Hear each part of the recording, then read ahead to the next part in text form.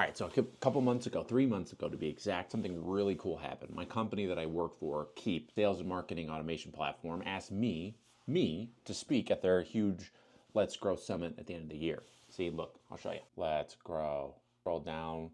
We got James Clear, Atomic Habits, Donald Miller. Look at these big wigs, and you scroll all the way to keep going. Boom, there's me.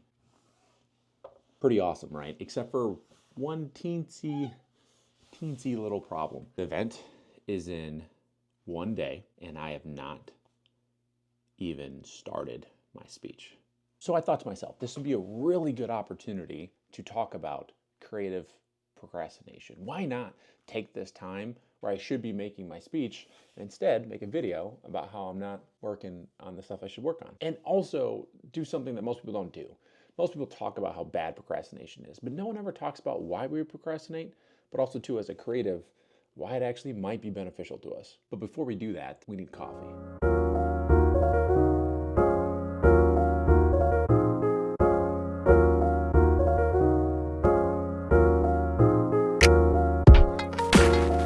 So in my humble opinion, the best coffee place in the world is Dutch Bros. The reason why people don't like Dutch Bros is because the people are too nice. I know it's a really weird thing, but like the people at Dutch Bros, they ask these really great questions, but a lot of people actually, funny enough, don't like it because it's like, 6 o'clock in the morning and they're like, hey, what are you doing today? And you're like, leave me alone, which I get, but still they make really amazing coffee. So back to this procrastination thing. So not too long ago, I picked up this book called Driven by Douglas Brockman.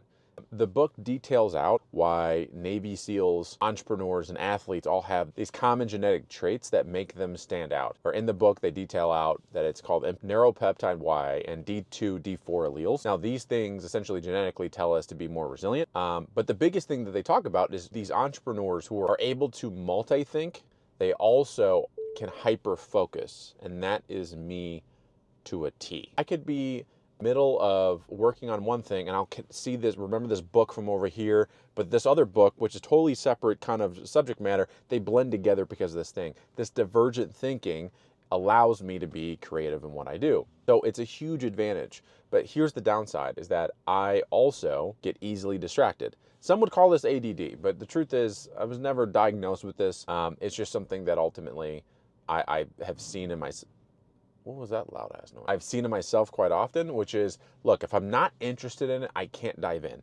Or better yet, if I don't have all the pieces together, then it's really hard for me to sit down and focus on it. However, with a deadline looming against me, especially with this speech, that deadline helps spur the creativity. And that's when I'm able to start to pull things together. Now, the advantage, this hyper focus, is that, for example, this YouTube video, I was talking to a friend of mine recently and he was like, how long does it take you to get these videos done? Because in the past, it would take me about a month to get a video done. Now, it takes me literally a day. So in a single day, I film and I edit and I release in a single day. And that's because of this hyper focus. If I don't finish something, it'll bother me. Like it'll ruin my entire day. So I have to sit and ultimately finish it in one sitting. Otherwise, again, I feel off. That's that hyper focus. This creative procrastination seems like I'm just avoiding. But really, I'm waiting for all the puzzle pieces to fit together. Did I get a caramel brave iced? Brave No, that's it. no chocolate milk? Yeah. All right, you too. See what I mean? She asked me if I wanted chocolate milk. You know why she asked me that? Because she remembered that I bring my son here. My son gets chocolate milk when we come here. That is customer service, ladies and gentlemen. Shout out to Dutch Bros. And they're like the crazy ones. Of course. Have a good rest of your day.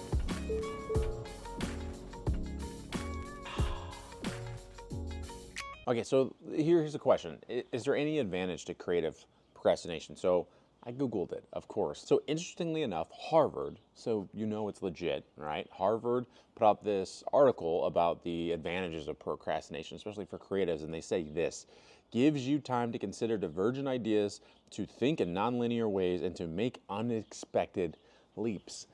Harvard said that, okay? It's kind of a big deal. When you have time to think, you have more input, you have more ideas to connect the dots, and exactly what I'm doing with this talk. You see, yes, I have not began working exactly what I'm going to be saying, but it's always been in the back of my mind for this last 3 months. And in fact, the talk is supposed to be on gauging your financial health through Keep reporting, which is a pretty, okay topic, but because I've had the time to think about it, read more stuff, consider different options, what I actually have in the back of my pocket, I think is far greater than just looking at some reports. And in fact, what we're going to be doing, I'm bridging the gap between books like 10X is easier than 2X by Dan Sullivan, and I'm connecting that with how do we look at our business in terms of the reporting and what behaviors we need to do to grow our business. All of this may be boring to you, but the point is we've connected some dots. However, procrastination could lead to not completing anything. So I do want to give just a handful of tips on how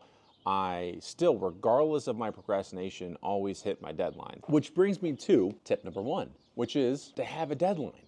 If you don't give yourself any room to come up with ideas, then you're gonna have a very bland thing. Whatever that thing is, it could be talking, it could be your speaking, it could be your YouTube videos. Not having a whole lot of time does limit how much input you can bring in. However, if you don't have a deadline, you'll just never get it done. So I had a deadline. I had to come up with the slides by Monday, and we did it. Again, I still don't have the whole talk down, but at least the slides are done. Okay, so tip number 2 actually comes from a book called Who, Not How, and that's actually the tip. You see, I absolutely suck at slides. I don't know what it is. It takes me longer to figure out how it should look and what emojis I should use and what animations I should use. It takes me longer to do all that than it actually does to do the whole speech, I should say. I got this idea and this tip from Dr. Benjamin Hardy and Dan Sullivan, who, by the way, I've probably done more videos about them than anybody else, but they do really good books. And here's the book. All right, apparently I don't have the book here. This is okay, I'll put the image of that, but this is exactly why I have this rule. Never lend your books out. Right? Whenever someone wants to borrow a book from you, just buy them the book because you'll never get the book back. So who, not how, okay? The premise is pretty obvious, right? Most of us get bogged down in the how can I get this figured out? How can I do this? And instead, you find someone that already has that skill set and you put them in. So that's exactly what I did. So I actually have someone that works with me at Keep. Her name's Alexis. She's amazing. And she babysat me. You've been looking, so I'm taking you through this. I'm gonna just do that. Yeah. Talk to me about what it's like having to babysit someone to get something done. Well, for me, it's actually quite normal. This is generally what I do and what I specialize in is ensuring that helping out those procrastinators getting it done.